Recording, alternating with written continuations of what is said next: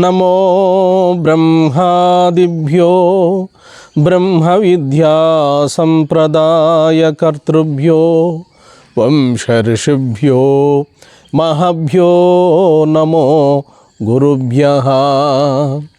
నమః ప్రణవార్థాయ శుద్ధ జ్ఞానైకమూర్తయే నిర్మలాయ ప్రశాంతాయ దక్షిణామూర్తయే నమః. దివ్యాత్మస్వరూపులైన ప్రియ ఆత్మబంధువులారా, మనం కొంతకాలంగా ఈ ఆధ్యాత్మిక ప్రవచనములను జరుపుకుంటున్నాం. ఇందులో భాగంగా ఈరోజు మన ప్రస్తావన ఏమనగా, శాస్త్ర ప్రామాణికమైనటువంటి బోధ ఏమైనా ఉన్నదా?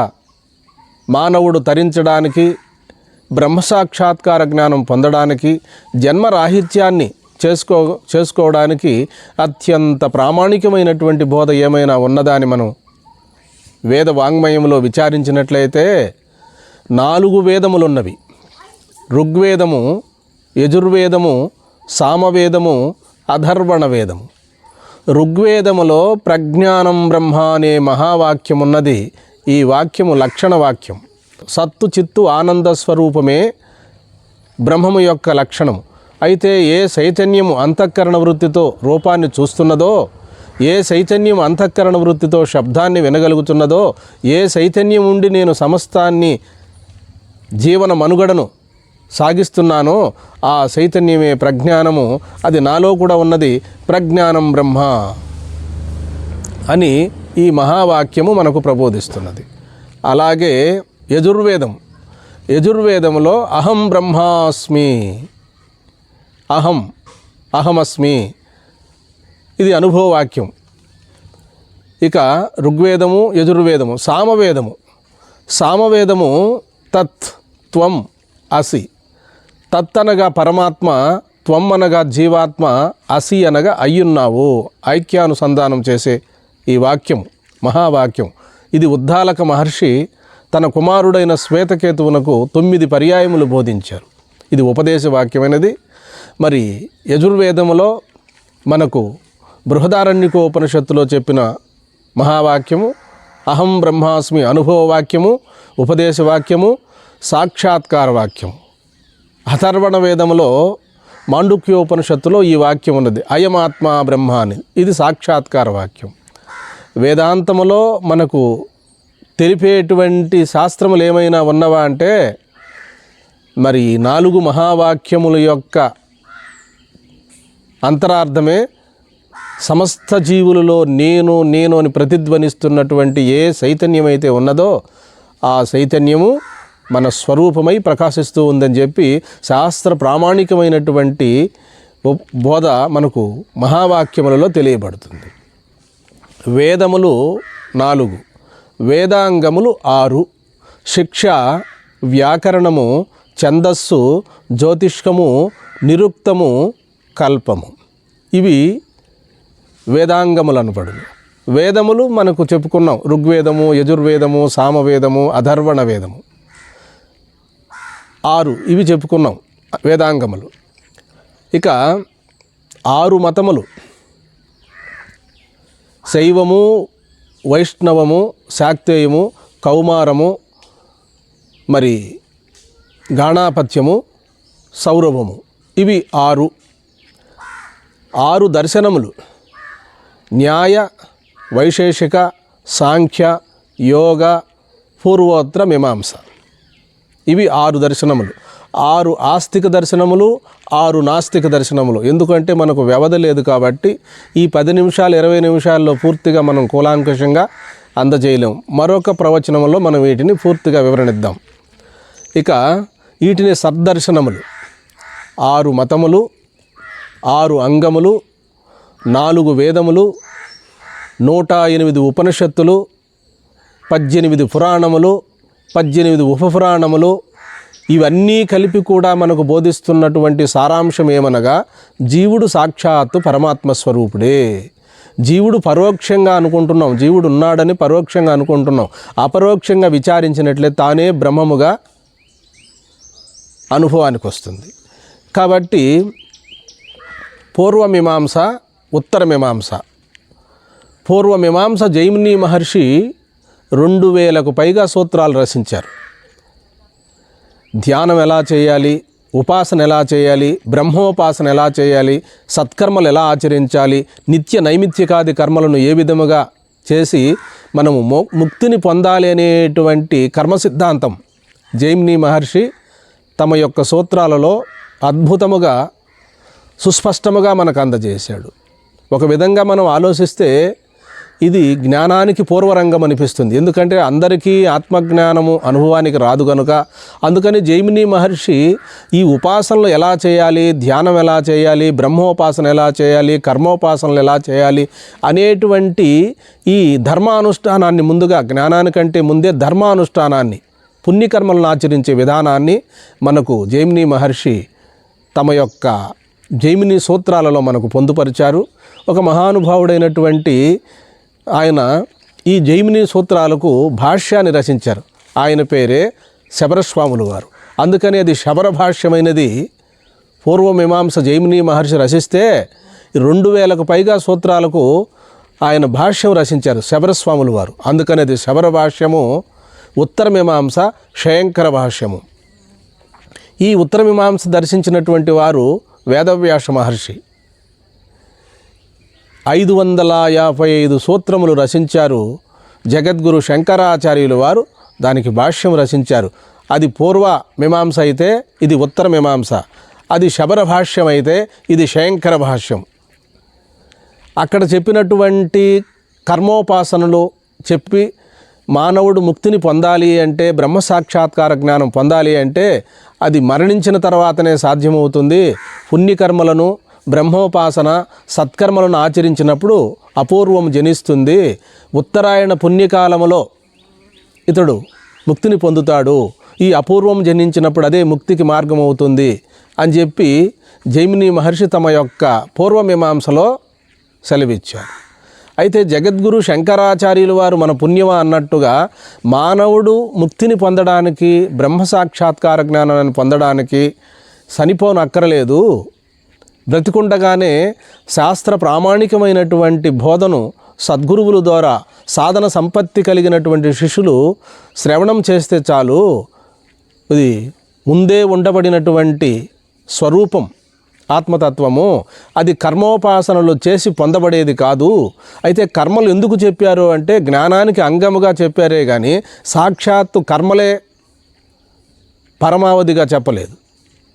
కాబట్టి మరి శంకరుల వారు ఈ 555 వ్యాస సూత్రములకు భాష్యాన్ని రచించారు. అందుకే ఇది శయంకర భాష్యమైనది. మరి పురాతనమైన భాష్యం ఇది. ఎన్నో భాష్యాలు వచ్చినప్పటికీ కూడా శంకర భాష్యం అనేటువంటి దానికి తిరుగులేదు. శారీరక మీమాంస, బ్రహ్మ మీమాంస, ఉత్తర మీమాంస, న్యాయ సూత్రములు అని వీటికి పేర్లు. మనము ఈ ప్రస్థానత్రయ భాష్యాన్ని బాగా గురువుల ద్వారా శ్రవణ మననాదులు చేసుకోగలిగితే మానవుడు పుట్టినందుకు జన్మ సార్థక్యం అవుతుంది. ఉపనిషత్తులు, బ్రహ్మసూత్రములు, భగవద్గీత, శృతి ప్రస్థానము, న్యాయ ప్రస్థానము, స్మృతి ప్రస్థానం. శృతి ప్రస్థానం ఉపనిషత్తులు, దశోపనిషత్తులు అయితే న్యాయ ప్రస్థానం 555 సూత్రములు, బ్రహ్మసూత్రములు న్యాయ ప్రస్థానం.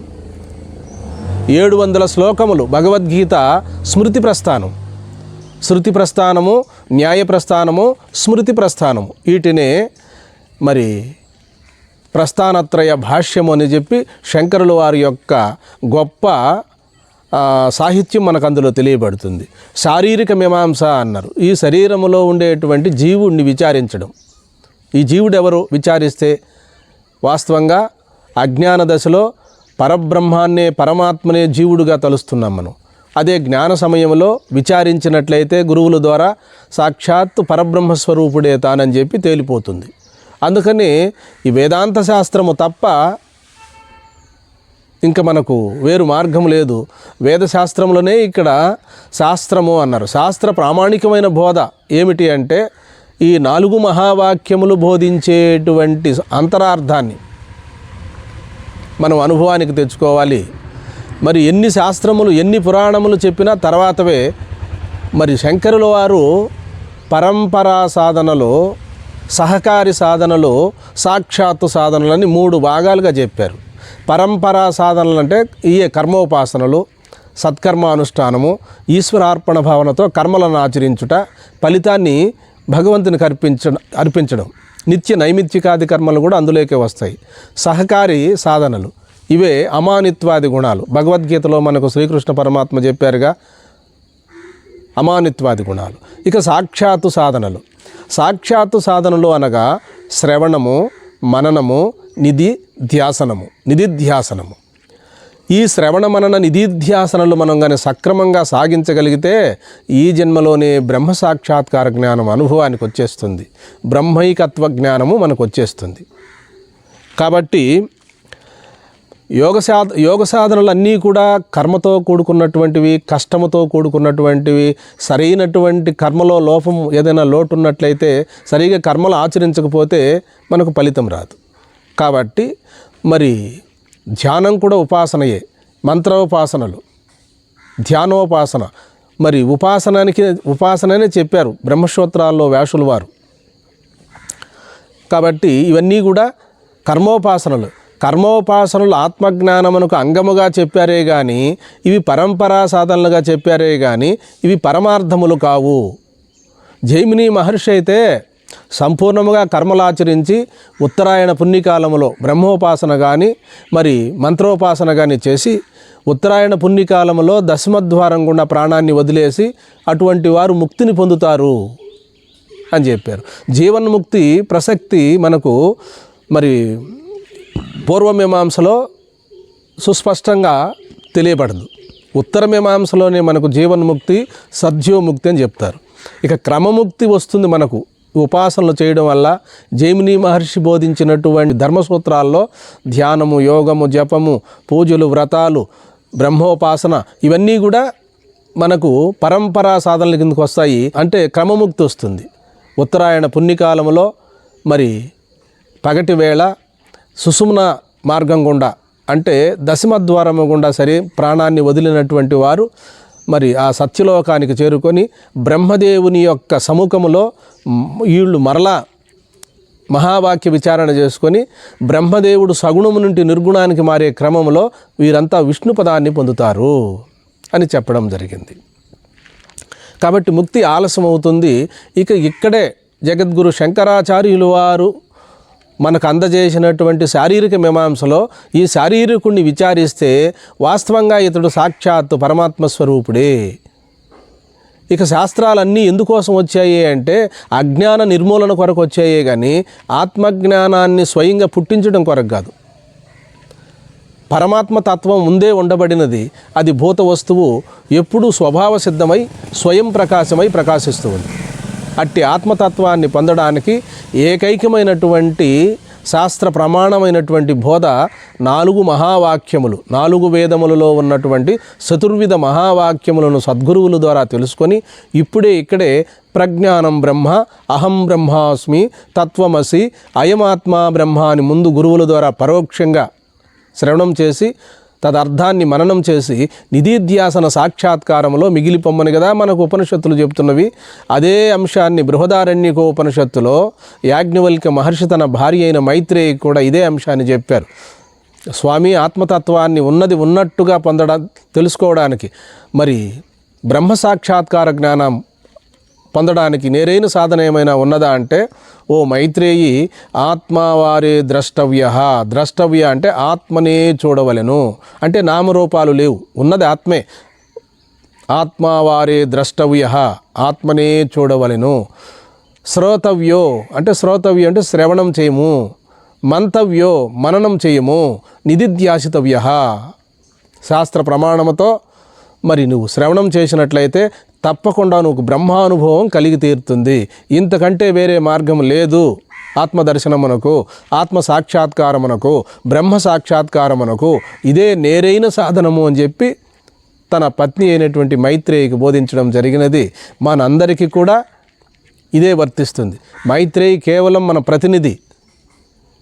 ఎలాగైతే భగవద్గీతను బోధించేటప్పుడు అర్జునుడు ప్రతినిధిగా జగద్గురువు బోధిస్తుంటే జగశిష్యుడు మన పక్షములో మన ప్రతినిధిగా ఎట్టయితే భగవద్గీతను శ్రవణం చేశాడో అదేవిధంగా మరి యాజ్ఞవల్క్య మహర్షి భార్య అయినటువంటి మైత్రేయి మన ప్రతినిధి, ఆమెకే కాదు చెప్పినది, మనకు చెప్పారు.